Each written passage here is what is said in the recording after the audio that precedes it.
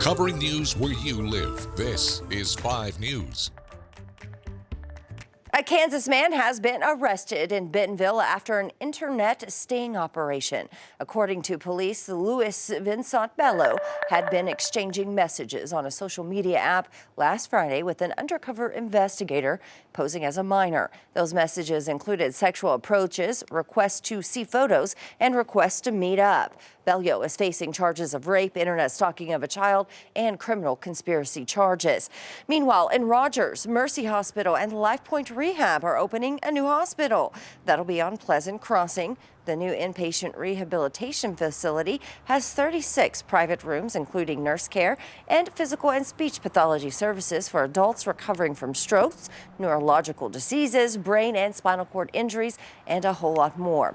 And also, AAA is saying due to these cold temperatures this week, the price of gas is going up. Statewide, the current price, $2.65, 2 cents higher than last week.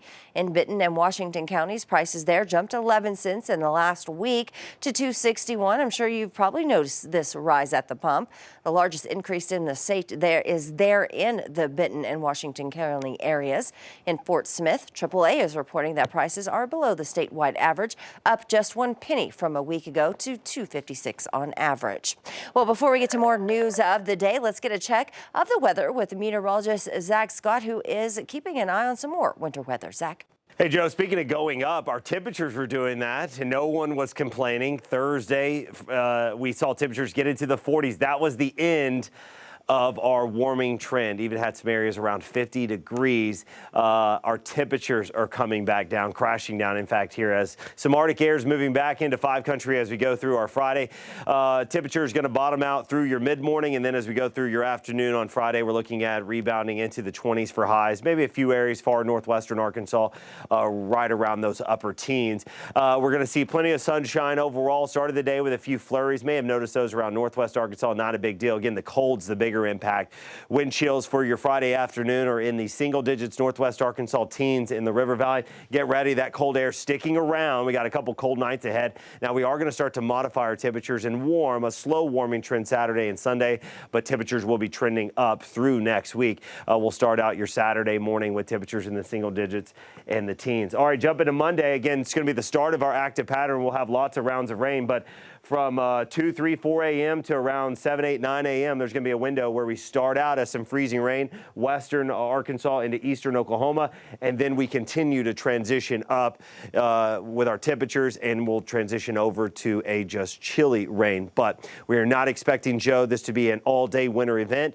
Our Monday morning commute certainly could be impacted with slick spots, possibly even some power outages with some ice accumulating on those branches. We are looking at a washout Monday, and then again, plenty of rain through the rest of the week. Joe.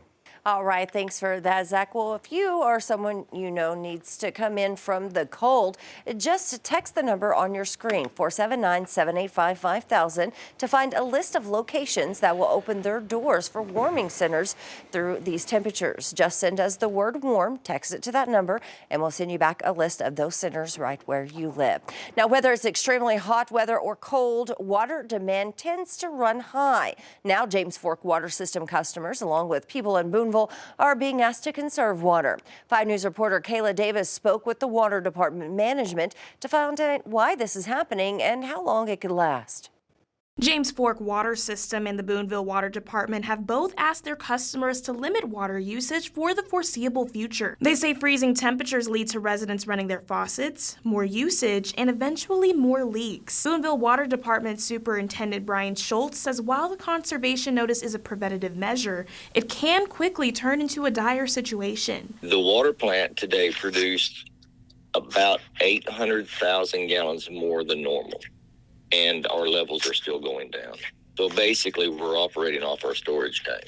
But one restaurant in Greenwood says it's very difficult to conserve water. You use water for cooking, water to wash your hands, water for many things. So we're trying our best, but there's not much we could do. Officials say when temperatures drop, residents tend to open their faucets to a steady flow like this one, rather than an actual drip. While it seems like a super small change, with thousands of residents, it makes all the difference in water conservation.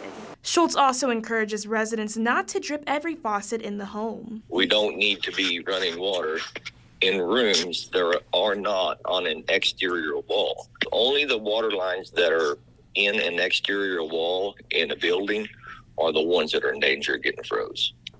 While James Forks says it could be a few days before they remove the notice, Boonville says they should be back to normal by Friday. In Greenwood, covering News Where You Live, Kayla Davis, 5 News. Well, thank you for joining us here for the latest news and weather where you live. I'm Jo Ellison. Make sure to catch up with us again tomorrow here for more. Have a great weekend.